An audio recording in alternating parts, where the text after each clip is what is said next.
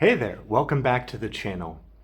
In today's video, I want to talk to you about how pursuing your creative passion for years and years and years is going to be like holding up a mirror to yourself. It's going to reveal things to you about yourself that maybe you never knew or considered before. And for that reason, pursuing your creativity for years and years and years is valuable. Now, I'm going to give you an example from my life, and you might not be super interested in the particulars of my example, but realize that it applies to you in the same way. I don't know what your creative project is. Maybe you're trying to record a stunning music album. Maybe you're trying to bring to life a masterpiece of a painting. Maybe you're building something like building your dream home or building your dream car, something like that. Some creative passion, and you are pouring time into it, energy into it. You're pouring money into it. You are also protecting some of your time each day to work on it, time when you possibly could be doing something else that other people or even you sometimes think is more important than that creative project. Things like family or friends or your job or whatever, those things that are always calling you, right? You have to protect time to work on your creative process. You are taking yourself away from other things, obviously.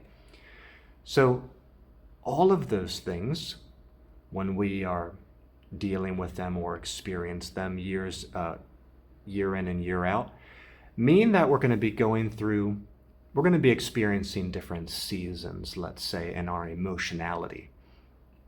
You're going to go through periods where you feel the greatest confidence in what you're doing. And you're feeling like, man, I'm never going to stop doing this. This is what I was born to do.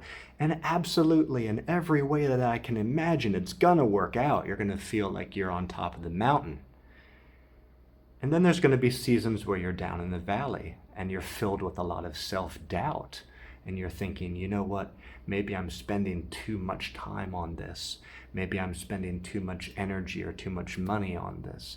Maybe the things that other people have been saying to me so often, maybe they're right. Maybe I'm on the wrong path here. And this is when a lot of people choose to hit delete on their projects and come back to a more socially accepted way of living and being, you see.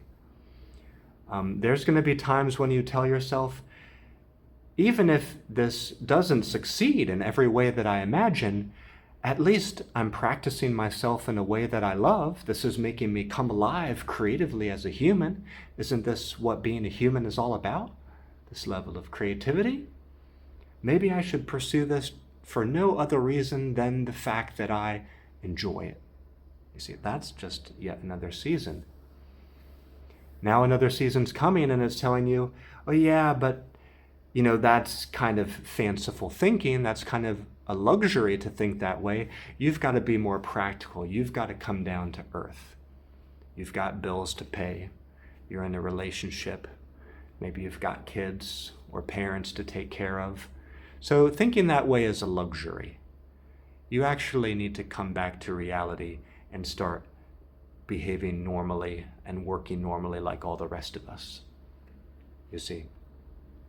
So there's a variety of seasons that you will go through, and your creative project is going to hold up a mirror to yourself. And I'm not making this video today to tell you any special way to feel about this. I don't think there's any right or wrong way to feel about this. I'm not saying that this is necessarily a bad thing to feel all these different emotions. To the contrary, I actually think this is part of the value of sticking with your creative passion projects wherever they may lead, because they do reveal some of your deepest insecurities, let's say. I mean, if you had no insecurities, then maybe you would have no thoughts like these at all. Maybe your thinking wouldn't go through so many seasons. But is there anybody who's really so confident as that they never go through any seasons of confidence and doubt, the ups and the downs, the sunlight and the shadows? I don't think so. I think that's actually pretty normal. And we glean this gold, or we collect this gold when we don't give up. You see, the people that try something for a short amount of time and then throw in the towel or give up, they never get to collect that gold. When you stick with something for so long, it requires grit, it requires effort, it requires suffering. And that's how you harvest. You know, you're building not just that creative project, you're developing not just those creative skills, but you are building your own self, your internal qualities, your fortitude, your wisdom from the pain, from the suffering that you didn't run away from. Maybe creativity is sort of bound up or enmeshed in those feelings of suffering for something that you feel is greater than yourself, that you feel could brighten this world or add value to others. So in short, let me sum up. Whatever it is that you think is so special for you to be pursuing in your life, I think you absolutely should continue doing it. At least for several years, if not more. You can't judge things accurately if you've only been doing it for a few months or a year. You just can't. You have to devote 5, 10, 15 years to something before you can start to reflect on it and what it has meant in more meaningful ways. And I want to leave you with a quote that I've always appreciated. I think it's from Joseph Campbell in his book, what is it, The Power of Myth or something like that. But one of his statements in there was, we should live our lives, we should follow our heart slightly more than our head. So both are important. We have to use our intellect. Sometimes we have to be more practical. But to lead with the heart a little bit more means we won't have those regrets, those what ifs.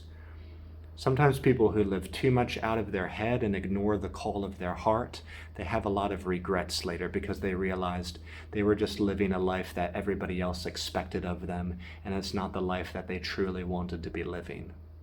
So to live with the heart a little bit more helps to protect against that potential pitfall or those potential regrets later.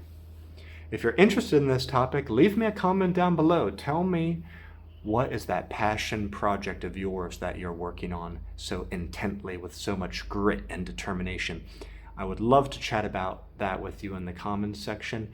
If nobody else supports you, and if sometimes even you doubt yourself, I'll be that man in your corner who backs you up 100% because I've walked that journey myself, so I can see the potential in you. I'll see you back here in the next video. Thanks for watching. Bye-bye for now.